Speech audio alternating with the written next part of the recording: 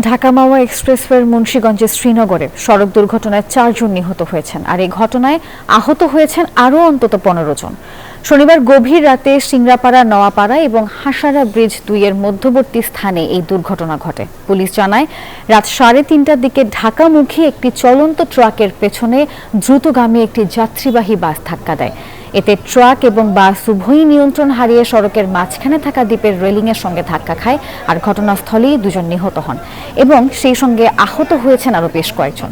পরে ফায়ার সার্ভিসের একটি টিম আহতদের উদ্ধার করে ঢাকা মেডিকেলে নেয়ার পর চিকিৎসাধীন অবস্থায় আরও 2 জনের মৃত্যু হয়। নিহতদের মধ্যে 2 জন চিকিৎসক ছিলেন, যাদের বাড়ি যশোরের সদর উপজেলায়।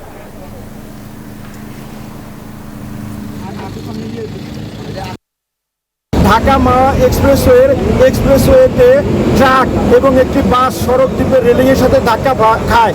ফলে ঘটনাস্থলেই 2 জন মারা যায় এবং বেশ কয়েকজন আহত হয়। আহতদেরকে উদ্ধার করে শ্রীনগর ফায়ার স্টেশন উন্নত চিকিৎসার জন্য ঢাকায় প্রেরণ করেছে। বান্ডেল থাকলে প্রতি সেনমানিতে টাকা বাঁচবে। বিকাশ সেনমানি বান্ডেল কিনে জিতুন প্রতি লেনদেনে।